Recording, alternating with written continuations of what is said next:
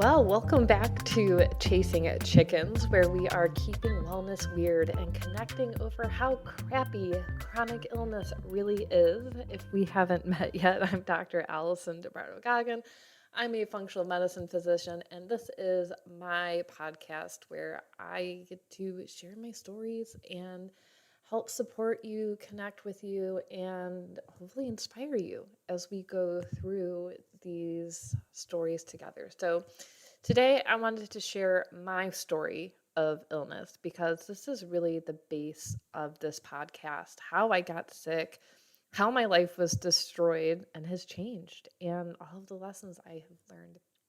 And what I think is so interesting is that I'm always writing books, and I started one in 2019.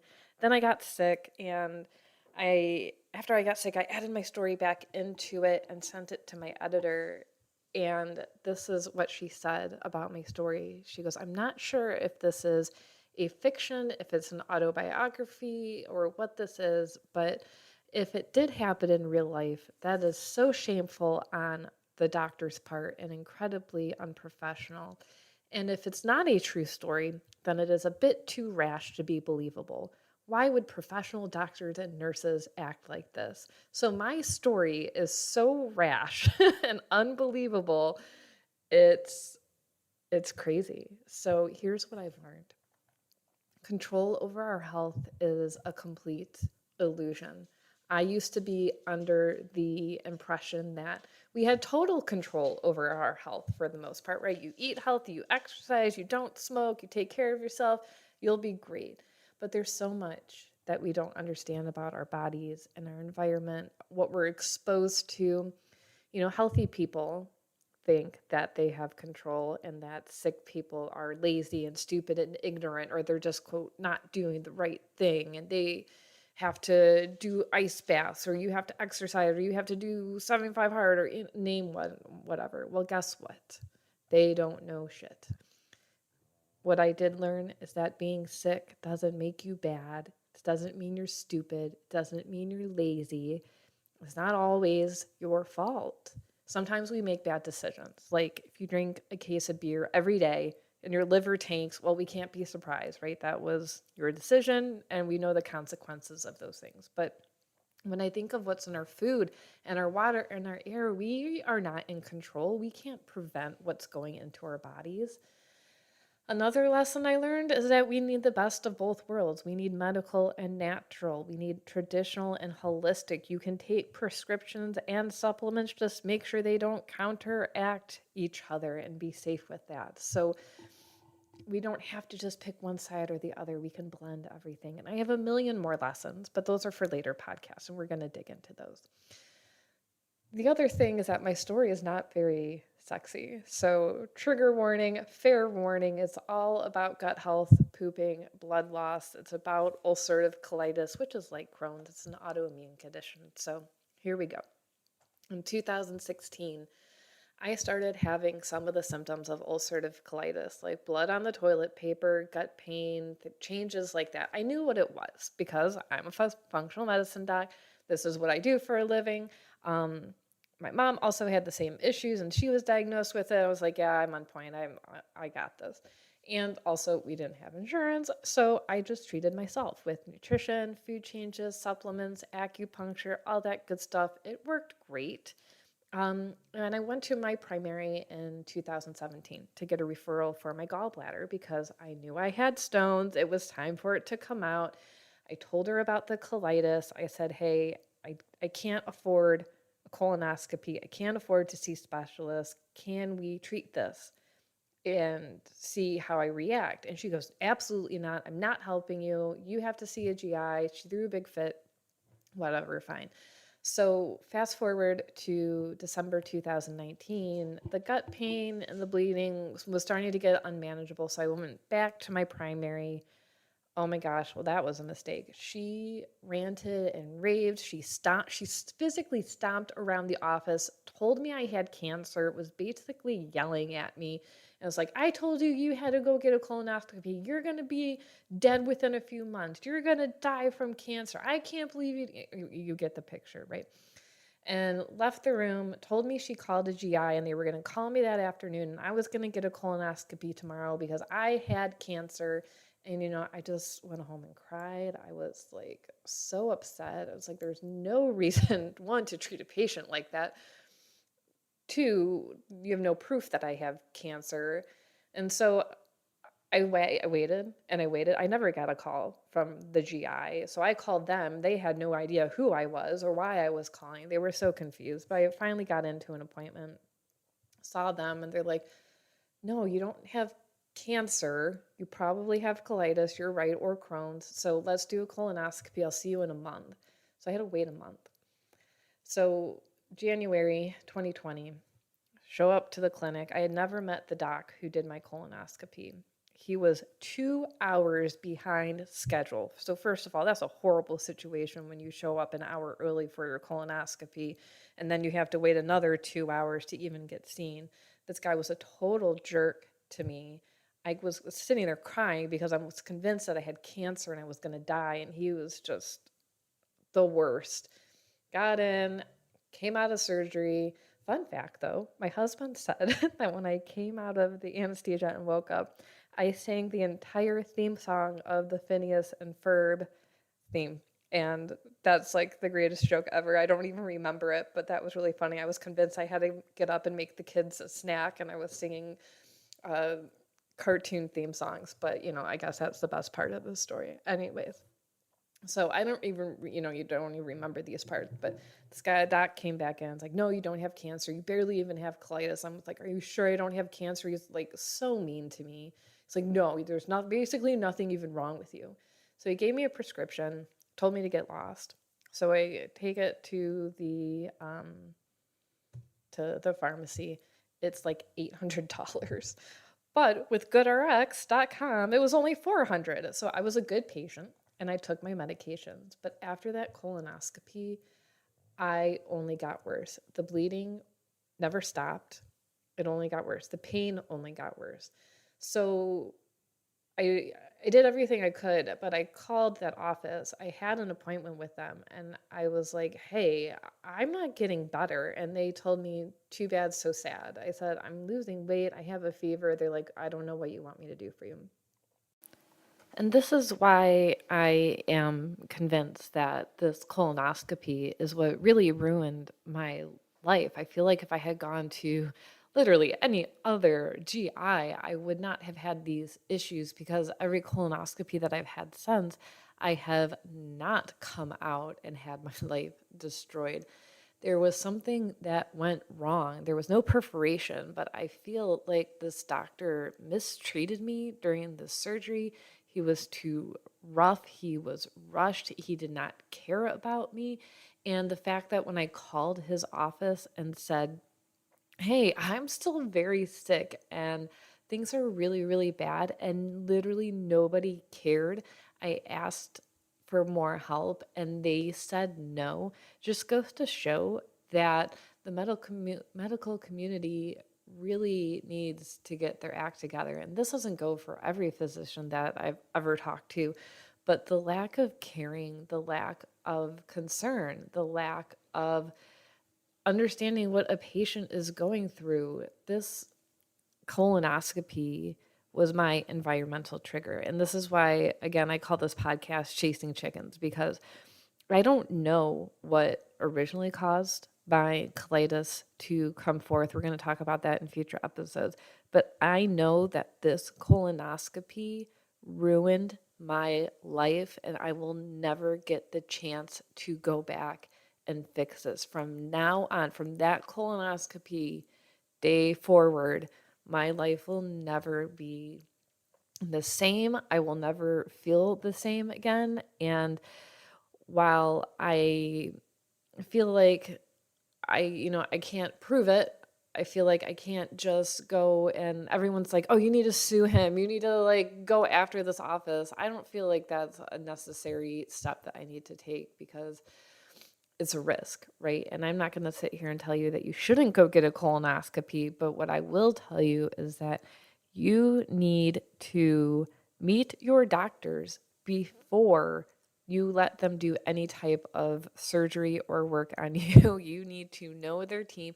You need to know what options that they provide, and you need to see how they treat you in the office when you come to them with a complaint. And if you come to them and they treat you like crap, you need to get the fuck out of there before they ruin your life. Okay, so anyways, I went to a new functional medicine doc who was nice, but they tried to sell me their $10,000 package with IVs and saunas and the whole thing. And that's when I tried the rectal ozone and I tried an IV. Um, but I was so sick. I passed out during the IV. I literally shit myself because I was so sick. They like carried me unconscious into the bathroom to help me get cleaned up. Someone and besides my husband, one of these doctors or nurses should have looked at me and said, Allison, go to the emergency room. You're dying. Because at that point, I couldn't get out of bed. I was going to the bathroom every 2 hours. I've had two babies at home naturally. So, natural childbirth, we usually rate that 10 out of 10 pain. This colitis pain was worse than that. I told my doc, I'm like, I'd rather give birth to every single baby every single day than have to do this every 2 hours. 15 out of 10. I started getting fevers. I was so sick. At this point, I could still walk, but I went to the ER. I finally relented. Go to the ER because everyone's like, well, there's nothing we can do for you. The ER admitted me and they're like, yeah, you have colitis. And I had severe sepsis because no one had treated me. And after I had been told them that I'd been fevery for a month. And this GI that did my colonoscopy, I wouldn't let him do another one because I knew he was going to harm me again. And he berated me. He's like, I don't even know what you want me to do for you. He wouldn't give me a different medication. Like, I'm like, can't we try something else? Can we try anything else? He says, there's nothing other than this one medication. I don't even remember the name of it. And he released me from the hospital. I was like, go home. Good luck. And I was still septic. They gave me no treatment. So I went home and I just got worse, of course, right? And I went again, like 5 days later, back to the same emergency room, but demanded a second opinion. And the head nurse told me, they're like, well, we can't give you a second opinion because that will upset the other doctor. Well, my husband came in and lit hell, and I got that second opinion. Now, I was still septic. I was still dying. I was still bleeding.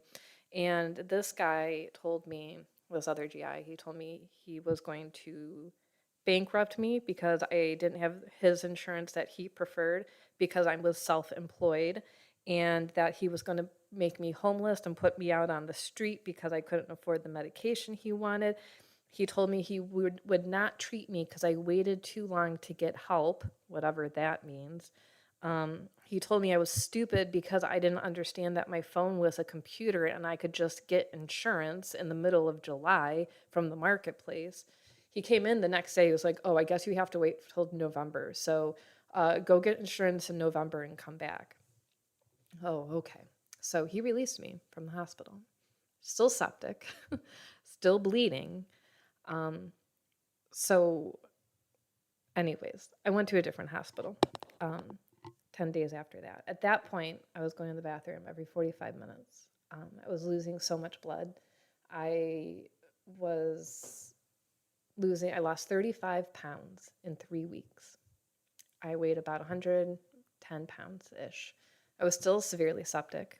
My heart rate, my resting heart rate, which you Marley know what yours is, usually is around 60 to 75. That's a normal resting heart rate. My resting heart rate was 170. I was in heart failure, but no one ever told me. I was on constant heart monitoring in all three hospital stays, because my heart was failing because I was so sick, but no one ever told me that part. By the time I had gotten to the third hospital, I could not walk. So I blacked out every time I stood up. So I would run from my bed to the bathroom and be completely blacked out, like no vision by the time I hit the toilet. And then try to get my vision back, stand back up, and run back to bed before I passed out. My husband had to carry me from my bed to the car to go to the emergency room and carry me from the car into the emergency room as well. The pain, I can't even begin to describe. The blood loss was horrible. My period had stopped. I lost my period because my body was shutting down.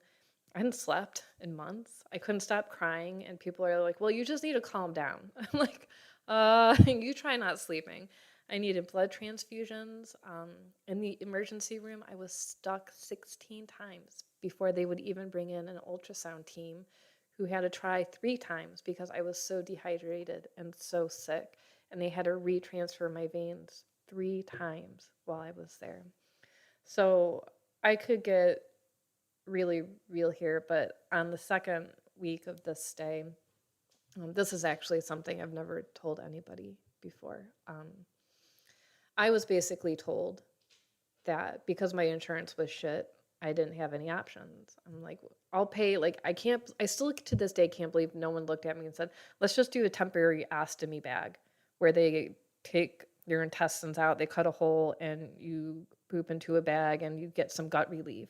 That's pretty traditional. I'm assuming it's because of my insurance, but they're like, you have no options. We're probably going to have to send you home. And it was 3 a.m. and I was hopeless, just absolutely hopeless. And I was sitting in bed and I was trying to unhook my IV. And I was like, I'm going to have to end my own life. There's no way out of this because I'm going to literally sit here and bleed to death in extreme, excruciating pain. And I can't go home and do this in front of my 2 children and my husband and die in my bathroom. Like, I can't do this. And I was going to like walk onto the freeway because the hospital I was at was right next to the freeway. I don't think anybody would even notice if I had just walked out. And at that point, a team ran into my hospital room, and I'm just sitting there like, "What's up, guys?" Like, it's 3 o'clock in the morning, and I had to have an emergency EKG because my heart was failing because of the stress I was under. Um, Nothing was wrong, of course. My heart was just dying. Um, so what ended up happening is I got quote unquote lucky. My husband saved my life and he researched for days and he found me a grant to get me an immune suppressant that saved us $20,000 of the $40,000 that I had to pay for this in hospital infusion, but it literally saved my life within like hours of getting this medication. And I was in the hospital for like 2 or 3 more days because the pain was still 15 out of 10. I can't even begin to explain the pain that I was in. But, after I left the hospital, I couldn't walk. I had lost 35 pounds of muscle. I couldn't go up and down stairs. I lost I say almost all of my hair. My kids are like, it wasn't all your hair, but I had to wear wigs for 2 years. And then the medication gave me scalp psoriasis, so I still do kind of wear wigs because it's like so embarrassing. And I've been doing infusions every 6 weeks for the past 3 years, on top of everything else I can do to keep myself okay. So I've had to combine everything I know from the natural world and the medical world. And I hate that I have to take immune suppressants. I hate that I have to take medications, but on the other hand, I'm so freaking grateful that this medication saved my life. And we were able to get the grants and the insurance that kind of cover it for us. And at the same time, I'm still doing everything I can. You should see my pantry of all the supplements and everything that I've tried. I'm going to tell you all about these things that you can do and try. And so I've had good days. I have horrible days. I've taken every supplement. I've put things in enemas that you should never do just to see if it would help, if I could get better and heal. And I have not given up. But that's not true. I have given up many, many times. But I am still here. I have quit. I have told my husband, I'm done. I am not doing this anymore. Just let me die. And then the next day comes, I'm like, all right, shit, fine. What do I have to do? And that's all I can say about this, right? And I have days where I can't imagine that I could be more sick. And I have days where I feel amazing and I'm like, oh my God, I'm healed. This is it. my life is going to go on. I feel amazing. And it just shows us how illness is unpredictable. And you know what? It doesn't mean that I'm a bad person. It doesn't mean that I don't know what I'm doing as a doctor. It doesn't make me a bad healer. I'm still learning about who I am and my illness and how this plays into my life. And these are the lessons that I get to learn. And you know what? Later I'll get to tell you how COVID ruined my life and brought on more chronic illnesses, like how exciting. And looking back at those lessons, I have to remind myself every day that I can only control so much. I can control what I eat and drink. I can take my supplements. I can get as much sleep as I can. I can make sure to take my meds when I need them. And I'm keeping the faith that everything will be okay, that there's always a solution. Someone's out there to support me. And I hope you do the same for yourself. As my dogs are barking, I apologize. And I'll tell you another lesson I learned is that I've worked with a lot of doctors and in all the world. And whenever somebody says, I don't know what else you want me to do for you, there's nothing else I can do for you, I've done everything I can do for you, you say, okay, thank you. And you fire them. You don't have to tell them that you're firing them. You just cancel all your appointments. And you go find somebody else. You go ask somebody else for help. You go get different testing done.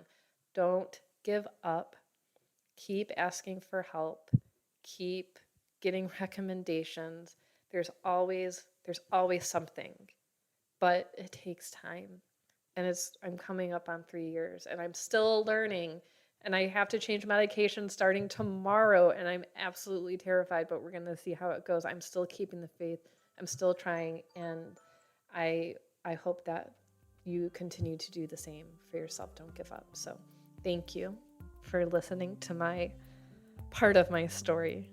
Thank you for connecting today. Follow me on socials, connect there too, and we'll see you next time.